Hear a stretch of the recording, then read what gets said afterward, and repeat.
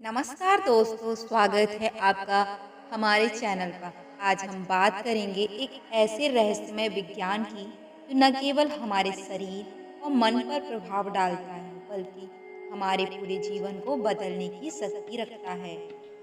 यह है स्वर विज्ञान। स्वर विज्ञान भारतीय योग और आयुर्वेद की अद्भुत विद्या है जो हमारे सांसों के प्रभाव और उसके प्रभाव को समझती है। यह हमें बताती है कि कैसे सही स्वर और सांस की गति से हम अपने स्वास्थ्य, मानसिक शांति और ऊर्जा स्तर को नियंत्रित कर सकते हैं। तो जुड़िए हमारे साथ और जानिए स्वर विज्ञान का रहस्य जो आपके जीवन को नई दिशा दे सकता है। चलिए शुरू करते हैं। इस वीडियो में हम जानेंगे सूर्य, चंद्रमा और अग्नि के बारे में। पिछले वीडियो में हमने श्वास तथा नाड़ियों के विभिन्न विभागों को देखा।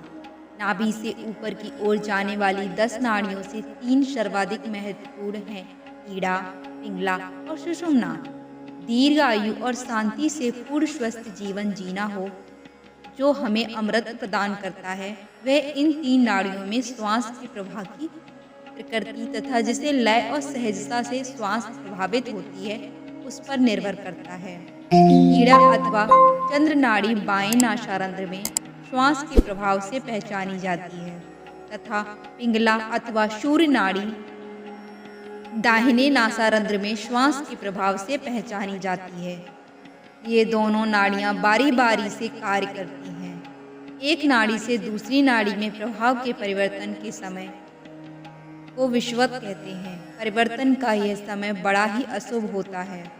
विषुवत के समय कोई भी अच्छा अथवा बुरा कार्य नहीं करना चाहिए।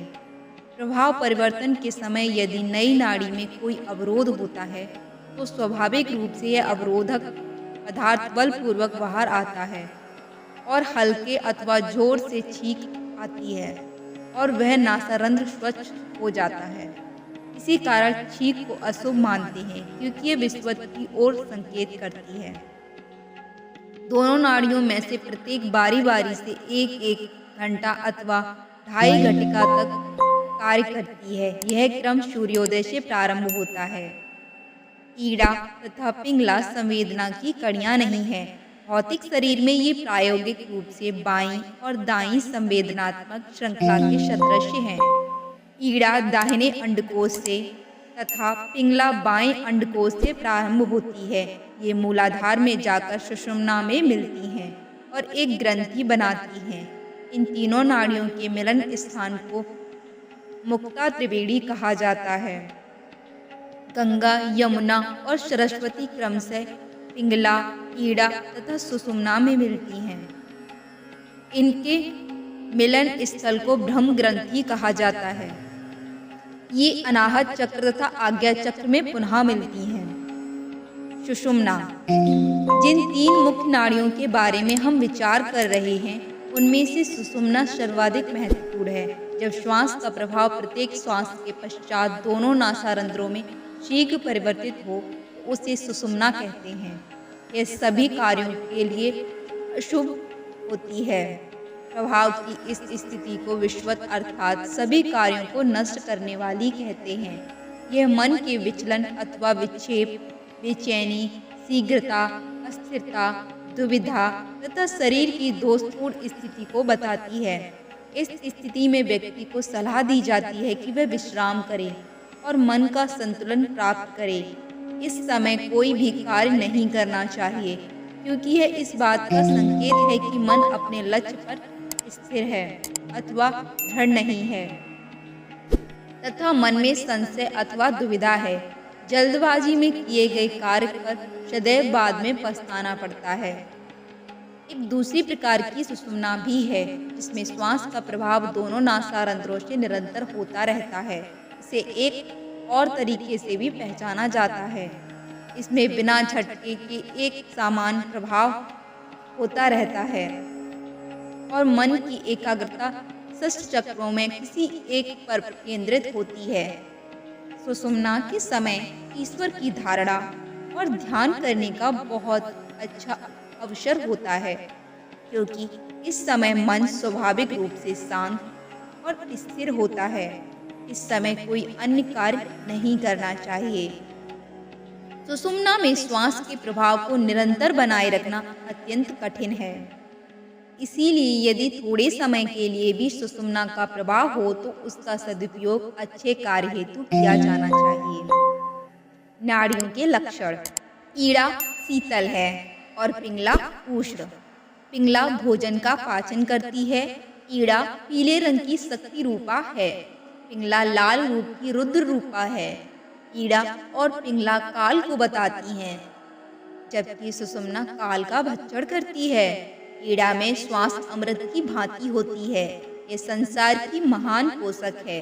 शुक्ल पक्ष में ईड़ा शक्तिशाली होती है तथा कृष्ण पक्ष में पिंगला। दाएं भाग में सदैव संसार का जन्म होता है।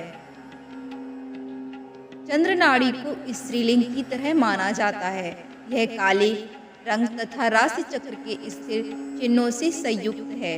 सूर्य नाड़ी को पुल्लिंग की तरह माना जाता है तथा यह श्वेत रंग और राशि चक्र के चलायमान चिन्हों से संयुक्त है। अग्नि नाड़ी सुषुम्ना को नपुंसक माना जाता है तथा यह राशि चक्र के सामान्य प्रतीकों से संयुक्त है। चंद्र नाड़ी अथवा पश्चिमी तथा दक्षिणी भागों पर होता है। सूर्य नाड़ी पूर्वी और उत्तरी भागों पर प्रभाव डालती है। चंद्र अथवा ईड़ा तृतीय निलय के ठीक ऊपर है तथा सूर्य अथवा पिंगला सूर्य तंत्र के ठीक नीचे है। जब प्राण स्वतः सुषुम्ना में प्रभावित होते हैं तो व्यक्ति बाह्य जगत को भूल जाता है। यह समाधि हेतु तैयारी है और यह सर्वश्रेष्ठ है। काल पर विजय। वह मनुष्य जो तीनों नाड़ियों पर नियंत्रण करने में प्रवीण है तथा जो सुषुम्ना में प्राण को स्थिर कर सकता है, वह मन को शुद्ध कर लेता है और ऐसा मनुष्य ही काल पर विजय प्राप्त कर सकता है। वह मनुष्य जिसने इस प्रकार प्राण को सुषुम्ना में स्थिर कर लिया हो, उसे इसे ब्रह्मरंध्र की ओर ले जाने का प्रयत्न करना चाहिए। तभी वह समाधि अथवा परम चेतनावस्था का अनुभव कर सकेगा। योगी को अपनी मृत्यु के समय का ज्ञान होता है। वह इस समय अपने प्राणों को सुषुम्ना में ले जाता है और यहाँ से उन्हें ब्रह्मरंध्र में ले जाता है तथा काल या मृत्यु पर विजय प्राप्त कर लेता है। मृत्यु अथवा समय को काल कहते हैं। बहुत सी घटनाएं काल से जुड़ी होती हैं, इसीलिए इसे कालयति इति काला कहते हैं। जन्म अथवा मृत्यु काल में ही है। समय का अतिक्रमण करना अर्थात अमृत प्राप्ति हेतु जन्म तथा मृत्यु से परे जाना है। सूर्य तथा चंद्र ये दोनों नाड़ियां समस्त प्राणियों के लिए दिन तथा रात्रि का निर्धारण करती हैं। जब वे कार्य करती हैं तो दिन रात एक के बाद एक करके आते जाते हैं और इस प्रकार जीवन समाप्त होता जाता है। प्रत्येक बार जब आप श्वास बाहर छोड़ते हैं, आप 4 उंगल श्वास खो देते हैं, क्योंकि श्वास भीतर ले जाते समय 8 उंगल श्वास भीतर लेते हैं, जबकि छोड़ते समय 12 अंगुल सांस बाहर निकालते हैं। नश्वरों से मुख्यतः चंद्र नाड़ी कार्य करती है। चंद्र नाड़ी के प्रभाव पर नियंत्रण करके व्यक्ति अधिक जी सकता है। दोनों ही नाड़ियां सूर्य, चंद्र, पिंगला और ईड़ा के प्रभाव को रोकने के द्वारा व्यक्ति बहुत अधिक काल तक जीवित रह सकता है। सुषुम्ना काल का भक्षण करती है। यह महान यौगिक रहस्य है। सुषुम्ना को श्वास को सुषुम्ना में रोककर व्यक्ति उत्तम स्वास्थ्य का उपभोग करता है और अपने जीवन काल में अनंत काल तक की वृद्धि कर लेता है। श्वास को सुषुम्ना में शीर्ष में ले जाने के द्वारा व्यक्ति अमृत को प्राप्त करता है और अमृत का पान करता है। जब आप मृत्यु से बचना चाहते हैं तो अपनी श्वास को सुषुम्ना में रोकें। मृत्यु आपसे दूर चली जाएगी। इस प्रकार आप मृत्यु से बच सकते हैं और अच्छे स्वास्थ्य का उपभोग कर सकते हैं तथा अपने जीवन में अनंत काल की वृद्धि कर सकते हैं।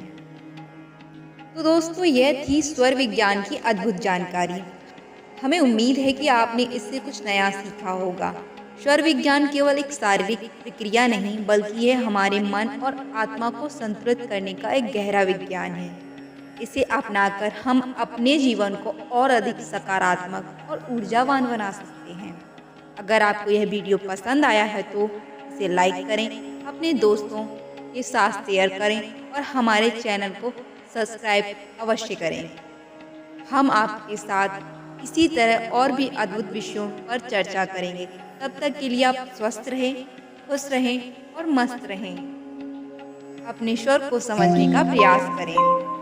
वीडियो को अंत तक देखने के लिए हार्दिक धन्यवाद। हर हर महादेव।